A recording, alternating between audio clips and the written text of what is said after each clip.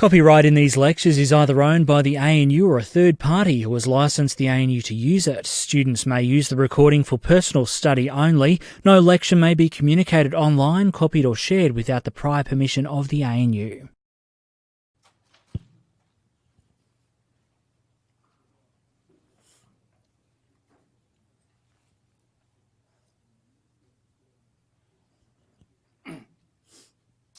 Okay, so let's start.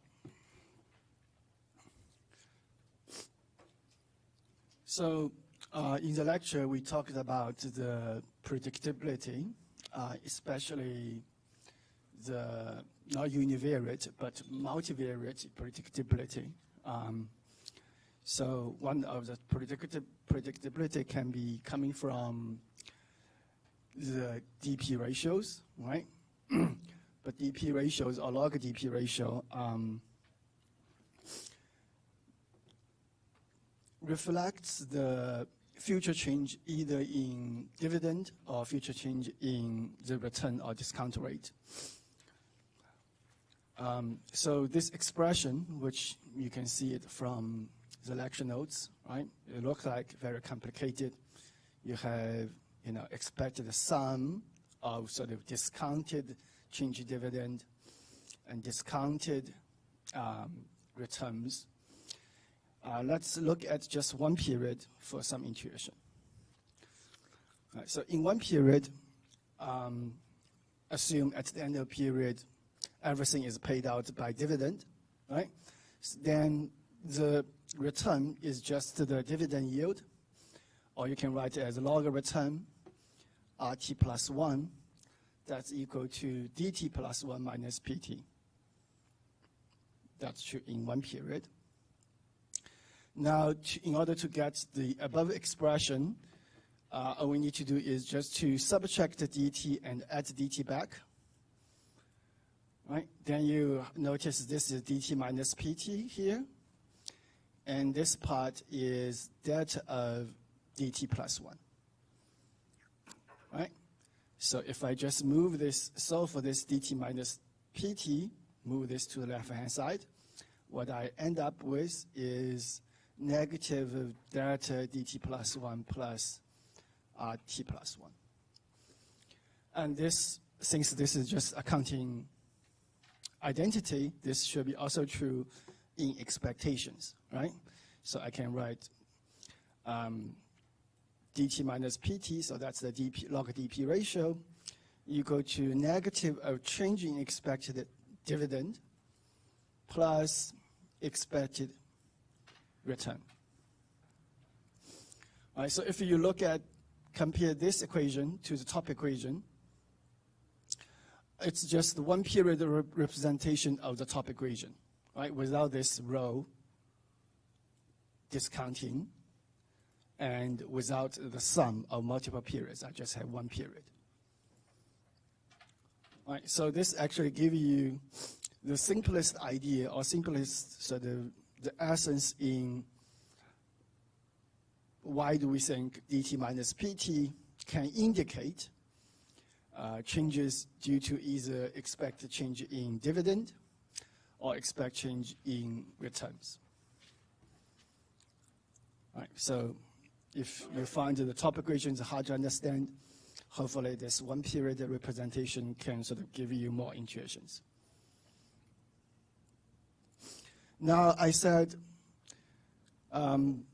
we don't necessarily need the DP to predict the returns, right? You have all the other variables that are capable of predicting the returns. One such thing is the EP ratio. All right, so let's look at the earnings. If we write earning as XT and the book value of the equity as BT, right, then we know this accounting identity. The next period book value is just this period's book value plus earning minus dividend. All right, so that must be true, right? Now, let's define what's called ROE. ROE is obviously return on equity, right? So return on equity is just the earnings divided by the lag book value. Right, so how much you can actually earn given your asset, book value of your asset. We can also define what's called the retention ratio. Right, retention ratio is just how much out of the earnings that is retained, hopefully for reinvestment.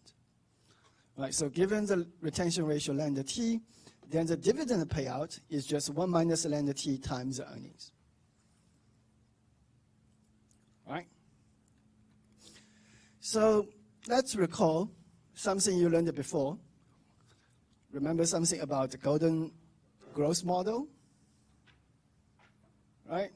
And in the golden growth model, if it's a steady state, the dividend growth should be equal to the asset growth, or with the G, right? So let's look at the growth rate G. G will be equal to BT minus 1, so that's change in the book value divided by the BT minus 1. Right? And the BT minus 1, if you look at this top equation, that's just xt minus dt. Right? And given that we know that dt equal to 1 minus lambda times xt, if you plug this in, this xt minus dt is just lambda times xt. Right? And we know this lambda time xt divided by bt minus 1, that's just the ROE. Right? So the growth rate in golden growth model is just lambda, the retain ratio times the ROE. Right. Now we also know that in the steady state of golden growth model, we have return R equals to the DP ratio plus the growth rate. All right, so using this, we can solve for P. So P will equals to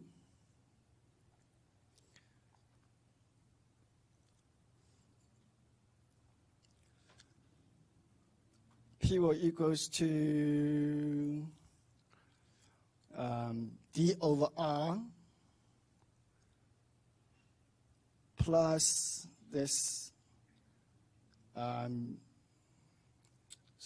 minus, so if you just multiply P to the right-hand side, all right, so PR equals D plus PG, so D minus G times P equal to D, or P equals to D divided by R minus G. So if you plug that in, you get this expression. PT equals to 1 minus lambda expected xt plus 1 divided by R minus G, so R minus lambda ROE. Because we know G equal to lambda ROE. All right. So if we just rearrange this equation a little bit, we can calculate the earning price ratio. Right? So the earning price ratio will be xt plus 1 divided by pt. That's just return minus the lambda ROE divided by the return ratio 1 minus lambda. 1 minus lambda, return ratio lambda. So 1 minus lambda is just the dividend payout ratio. Right, so we know this earning price ratio have this dynamics determined by ROE or R, right? So if we sort of assume a typical firm, the lambda doesn't change, right? You have, sort of it's in a steady state, so you just pay out a proportion of your earnings, right? So we can use this to just iterate forward, just like what we do in the lecture. I'll not really do that. But you should be aware, we can derive something like the log linearization of this BP ratio, EP ratio. All right, so this is the log of B minus the log of the market, so book to market ratio in logs. That's equal to some constant plus expected future discounted ROEs plus the expected future discounted returns. All right, so if you look at this expression, so this is in terms of book to market, and compare it with the DP ratio here, they are very similar, right? So instead, in the DP prediction, we have this change of dividend, right? Here we have change in ROEs. All right. But in any case, ROE is also sort of cash flow shock. So you can still say, this book to market ratio is sort of can be decomposed into two parts. One is a cash flow shock. The other one is the return shock.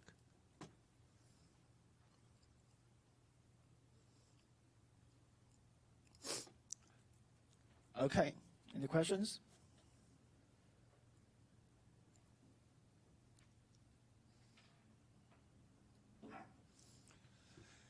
Now, let's talk about this system equations, right? So we have two equations. One is return that can be predicted by the DP. The other one is DP has autocorrelations, right? So you can predict DP plus 1 with DP. So that's sort of the equation summarize what we sort of talk about. DP cannot predict the dividend change, right? As we see in the lecture, but it can predict the future discount rate or return changes. Right? So that's straight from our lecture. Now, if I calculate what is the two-period return, because this is a log return, I can just sum them up, right? So the two-period log return equals to B times DT BPT plus epsilon T plus 1, so that's just straight from top equation, plus the RT plus 2, so that will be B times DT BPT plus 1 plus next period error, epsilon T plus 2. Right? Now, what is this DPT plus 1? We can just plug in this second equation. Right? So BPT plus 1, that's just phi times DPT plus this adder T plus 1. Of course, plus this error term. All right, so we can just collect the terms, and then we see that the two-period return, RT plus 1 plus RT plus 2, that's equal to B times 1 plus phi BPT plus some error term. That's the composite error term.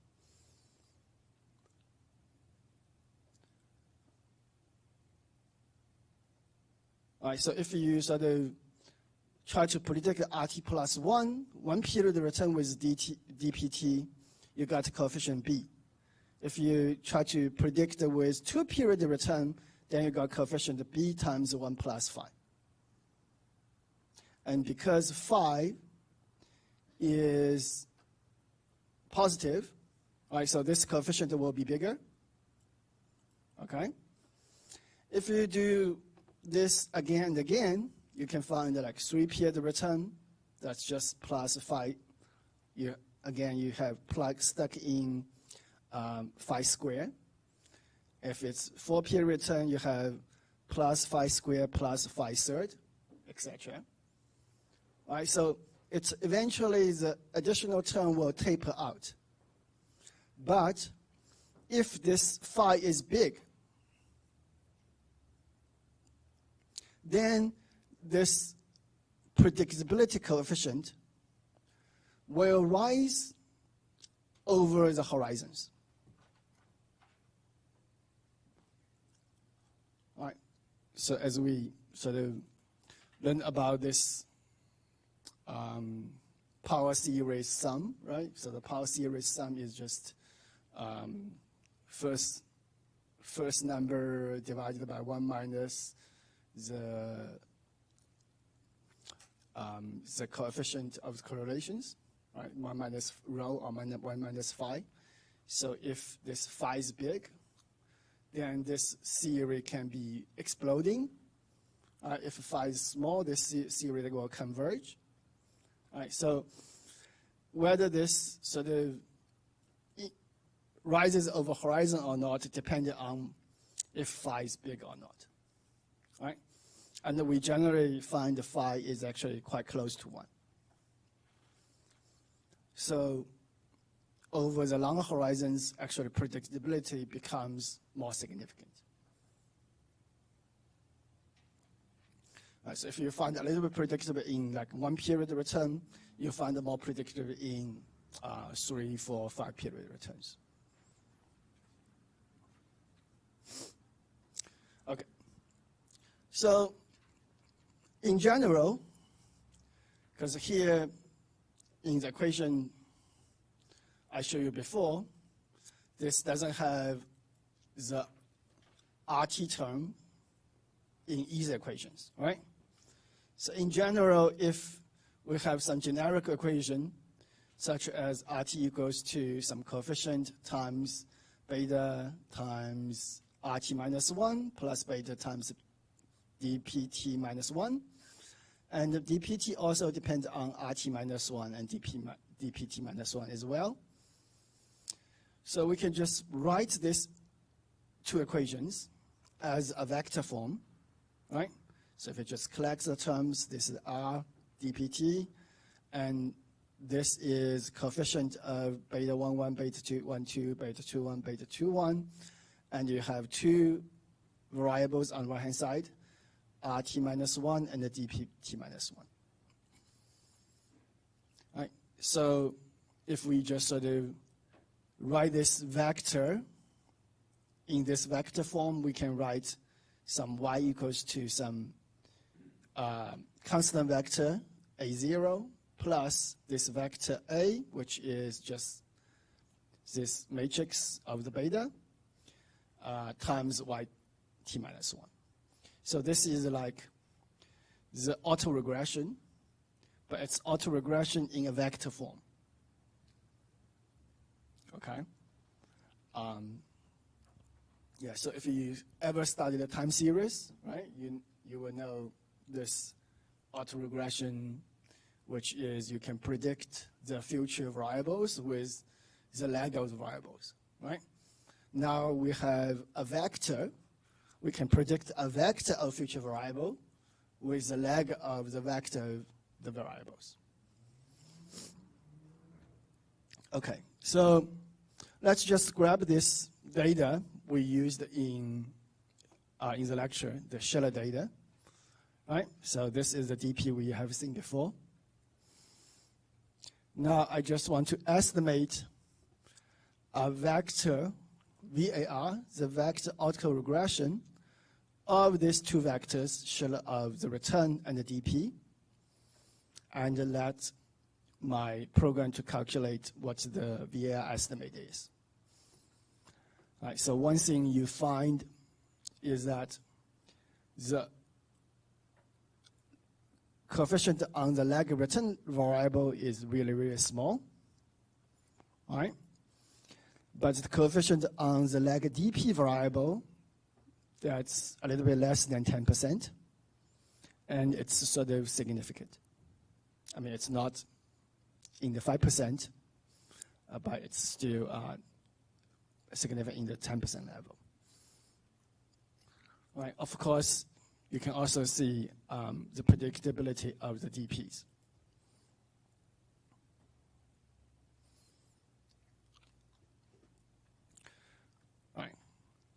So I can plot what's called the impulse response, which means if in this system equations here, RT and dpt, right? If in this system equations, I only change one of the variable, keeping the other one fixed.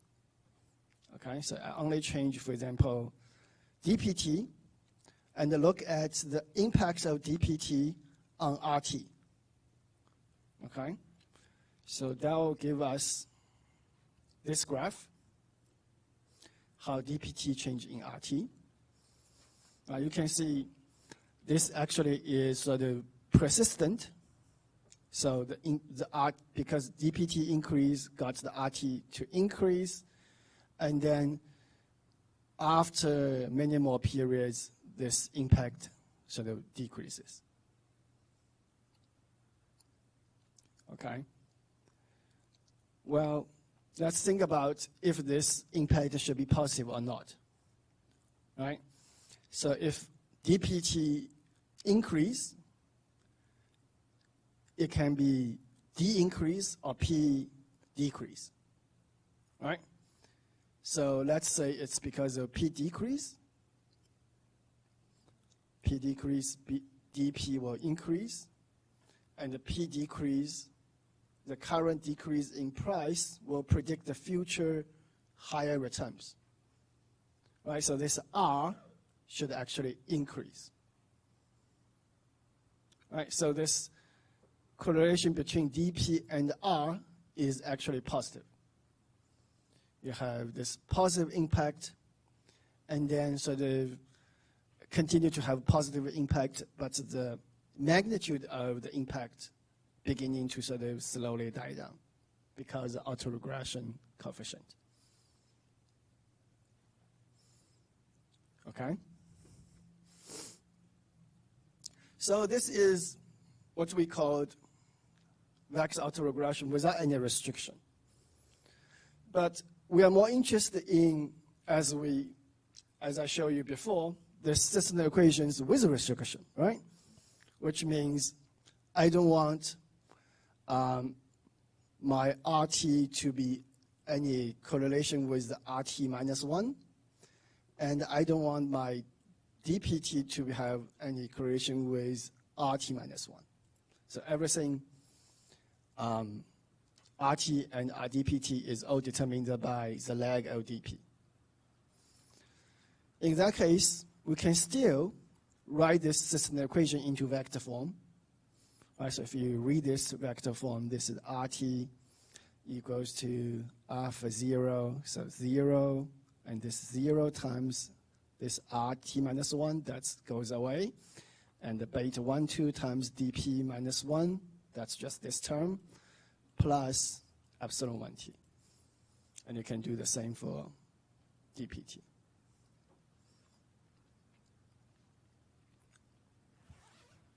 Okay? Now, I can use a simple trick to estimate this equation, actually using just the OLS. So if you look at this, what I'm solving is x prime x, x prime z. So what's regress on what?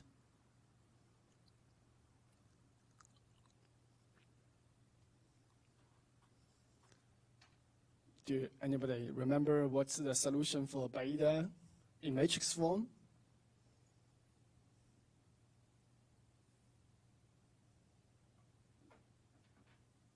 Nobody knows? What's the estimate for beta in matrix form? If you have y equal to a plus b beta x or x beta. That's right, covariance divided by variance, but what's covariance divided by variance? Covariance is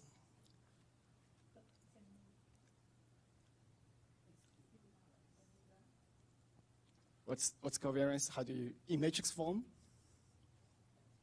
Or what's variance in matrix form?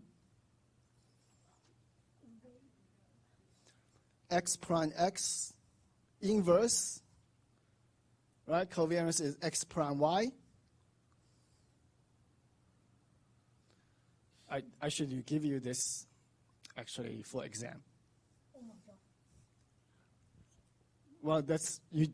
So remember, what's the OLS? OLS just minimize the sum of the square of the errors, right? So if you minimize y minus x beta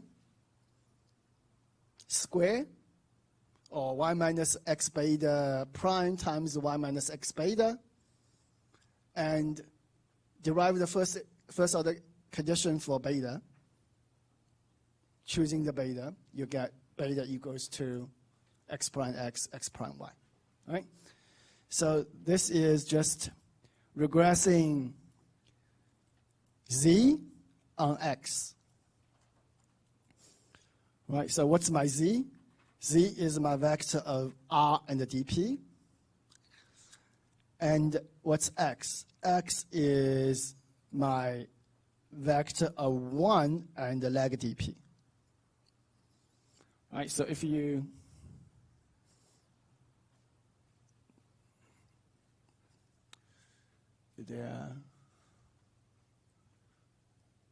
marker.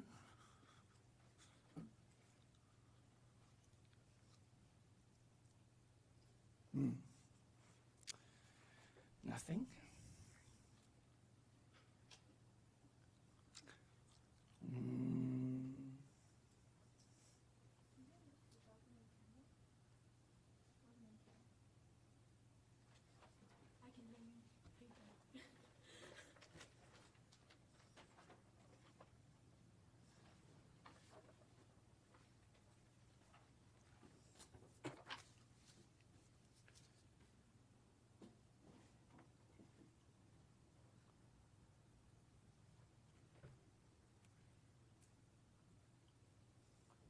Okay, so you have z, that's r dp, equals to something, and x is vector 1 and the dp minus 1.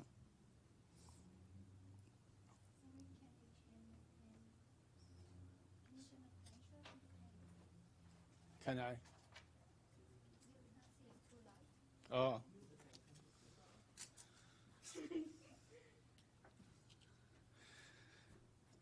Yeah, so again, this is RDP, and you have some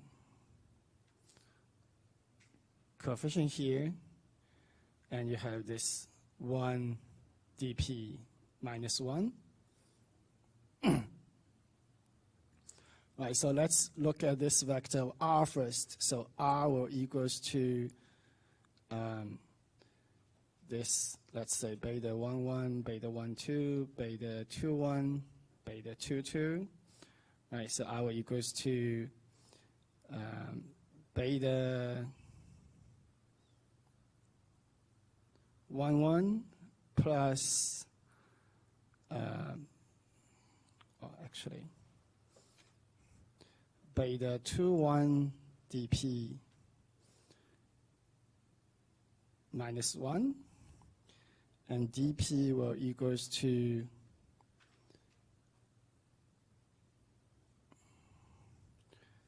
beta 2, 1 plus beta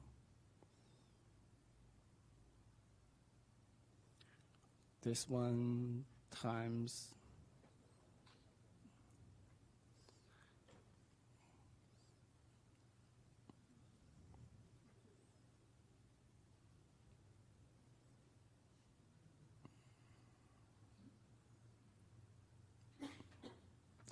beta 1, 2 times beta 2, 2 dp minus 1.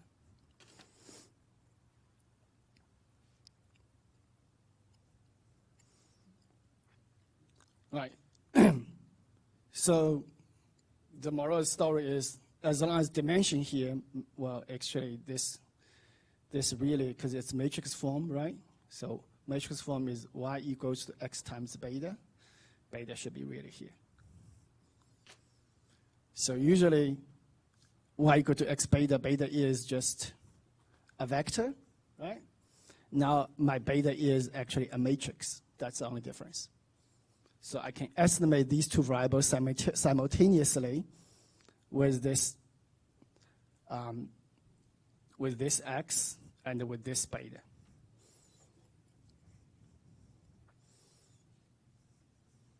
Okay, and this is what we call the C.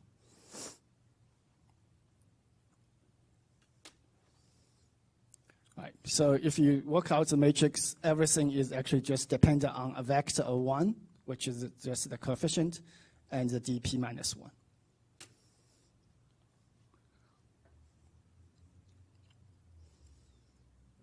Okay.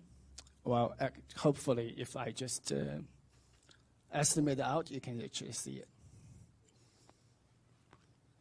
So again, this is my z. Right, this is my x, just 1 and the lag dp, and I'm solving for this coefficient c, which is this coefficient. So this is my beta. Right? So if you cannot really see what I'm doing on the web and the document can, just look at this. Right? If I write out the equations, it just says r equals to C00, 0, so that's my first coefficient here, plus the C10, that's this coefficient, times dp minus 1. So that's the first equation.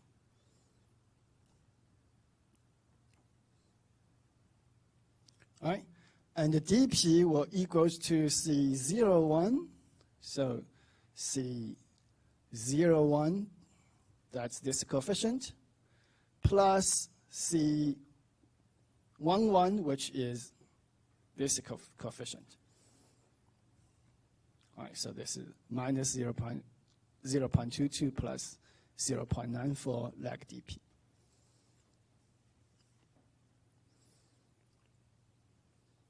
Okay, so this coefficient we estimate just helps us to write out the equation we estimate for the system of R and the dp.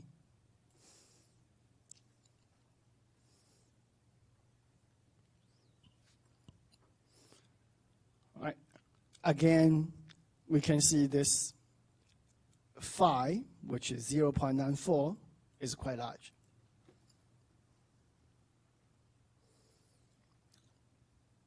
Right? Now we can use this for prediction, actually. So let's say the end of this data set, I think it's 2005 or something, or maybe not, maybe 2011. End of this data, I can get my dp0. All right, that's straight from data. Now I can predict my 1 period ahead predicted return. Well, that's just easy, right?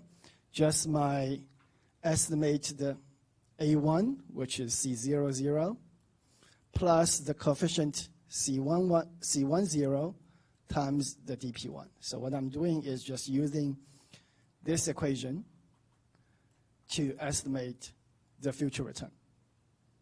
Right? So this 0.32 plus 0.08 times lag dp is minus 3.91. That's my 1 period predicted return. In order to get my 2 period ahead predicted return, I need to predict the dp first. Right?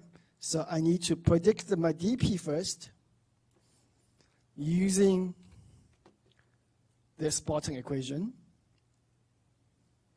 And then from my dp, I can predict 2 period ahead return with my dpt plus 1, basically. Right? So again, use the first equation. I get 2 period ahead predicted returns.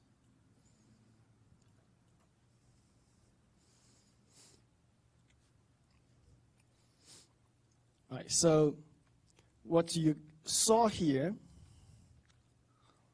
of this cumulative impact is just all the impact accumulated for 1 period, 2 periods, and many more periods. Right? And the only difference in that graph, you don't really count this constant term, because you only look at the coefficient term, because it's the impact is coming from the coefficient term.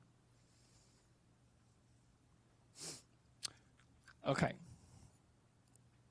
So that's actually sort of useful. One way we sort of use this is to decompose the market beta into 2 betas. One is the beta that's correlated with the cash flow news. What's the cash flow news? The cash flow news is just the sum of all the discounted delta D. Right? And I can calculate also beta due to the discounted news, which is sum of rho times the J of RT plus J. Right, so all the future discounted return changes. Okay? So my market beta can be decomposed into these 2 forms. Right? Because you know this numerator, this NC plus N of CF plus this N of DR is just the return itself.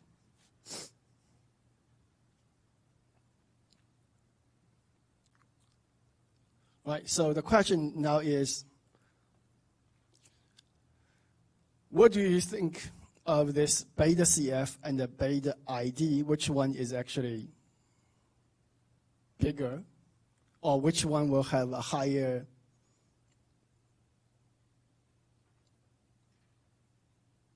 risk premium?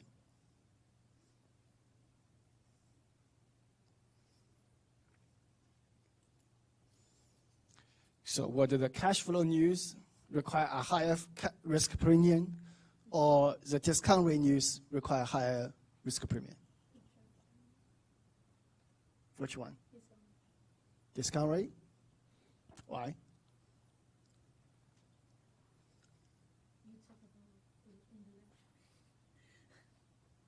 No? So what's the feature about this discount rate news? Because the discount rate reflects the risk. Discount rate news, well, what we were talking about a moment ago. Discount rate news can be predicted by what? By DP. Right? So discount rate news is predictable. And in the lecture, I showed you the dividend itself, the dividend growth itself is not predictable. Right? So if one is predictable, one is not predictable, which one should have a higher discount rate, a higher risk premium?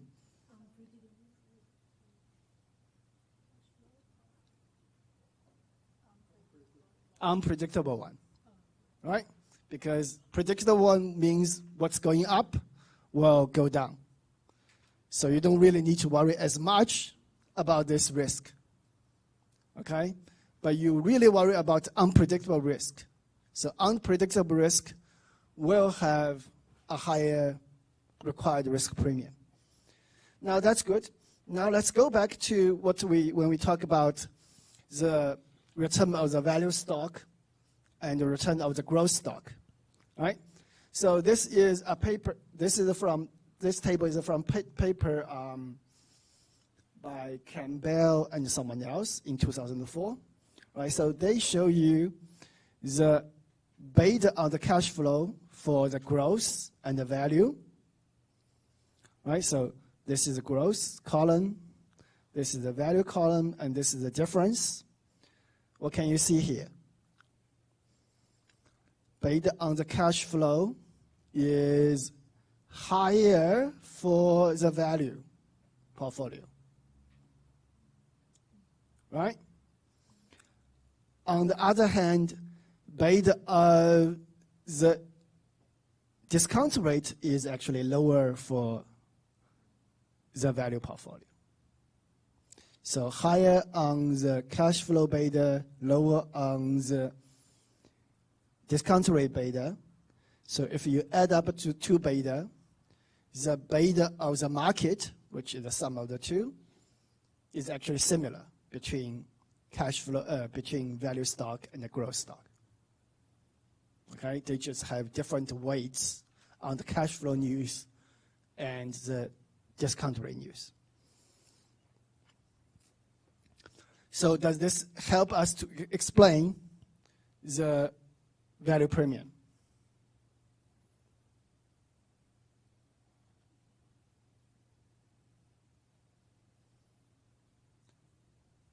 Why finding this helps us to explain the value premium? Well, we know the beta of cash flow is actually higher for the value stock, right? And a moment ago, you just said the cash flow will have higher or lower risk premium than discount rate?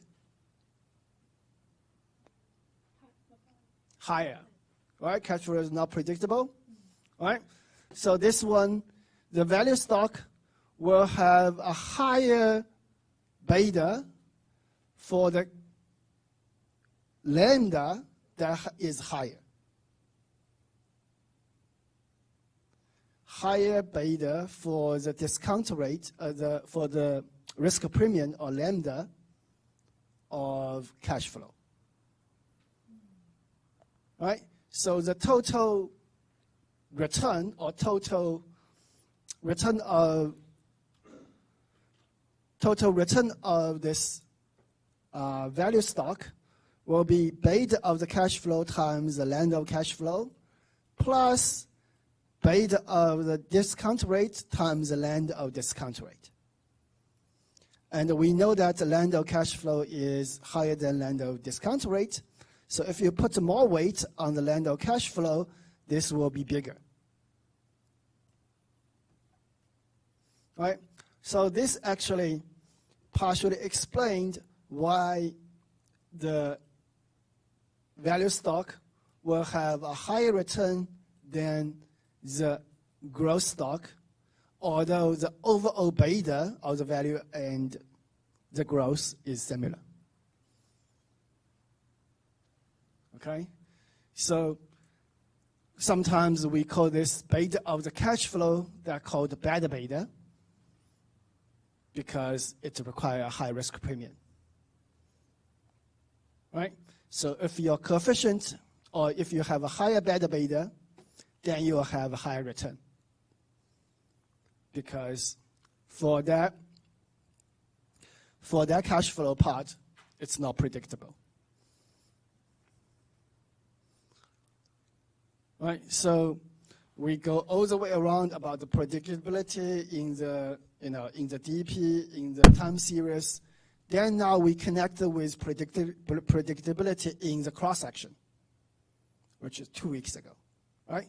So in the cross-section, we say in the US market, most of the predictability, if you look at the size and book to market, it's mostly come from book to market. Right? So the value premium is quite significant. And the value premium can be partially explained by the loading of the value stock on the beta beta, on the cash flow beta. Right? In other words, the value stocks are really sensitive to their cash flow news, less sensitive to future expected return news. Which kind of makes sense.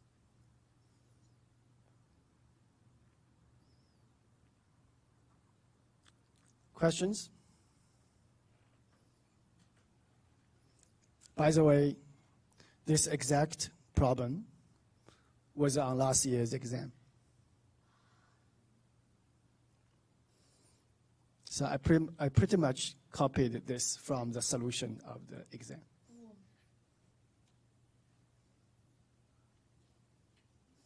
Well, of course, the background is I asked the students to do the presentation about that paper. Yeah, so this table, remember this table is from this paper in 2004, good beta, bad beta. So they did that presentation, not knowing this will be on the exam. Of course, a lot of students didn't come. A lot of students may not actually read the paper. Then, yeah. So if you actually come for the presentation, that's really easy to understand, right? It's not difficult. If you have no idea, you will be, I don't know how you can solve it. Maybe you are smart, you can figure it out on the exam. That's also possible. Right, okay, so yeah, that's it for me. See you next week.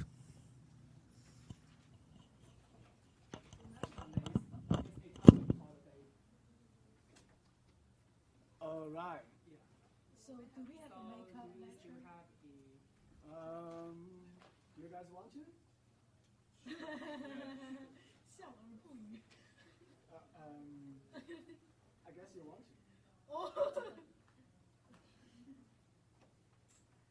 I mean, I'm fine either way, but I'm sort of guessing you want to because, well, okay, so there's two solutions. One is we just let the next week, Monday, go and start on the next Thursday. Just 1 hour. 1 hour, we can finish like, the Half material. half of the material, like squeeze into the following week. I think that's possible. The other one is we can make it up. I think it will impact a little bit on, I don't even think, will impact your sort of last week review time because, you guys are not doing the presentation, so you guys are actually better off this semester, right? And not doing any presentations. So in terms of progress, either way, I'm fine. So it's up to you. Let's have a vote. Right now? Oh, yeah. Okay, Cool. cool. How many of you want to make up? Raise your hand. Teacher. 1, 2, 3. Will there be a rush for the rest lecture? So right now the last lecture is mostly for review. Oh, last lecture. The last of the review lecture. Sorry? If we skip this, we'll have no review lecture for last week. I'm thinking you still have, because you had the workshop time anyway. Oh, makeup. Right? Yeah. So I'm thinking you'll still be fine. But I think it's mostly depend on how much do you want to learn.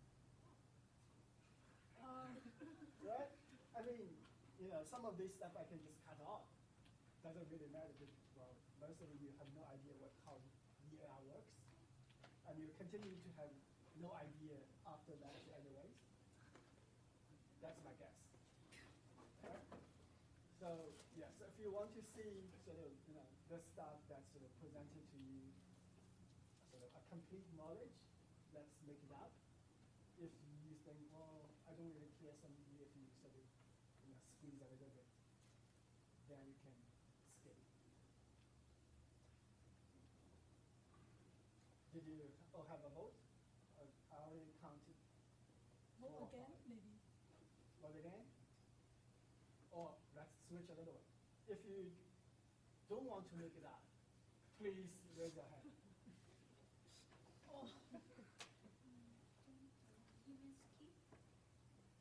Yeah, so if you skip, don't want to make it up, just skip to the next Monday, raise your hand. 1, 2. Okay, So it looks like it depends on how I ask the question.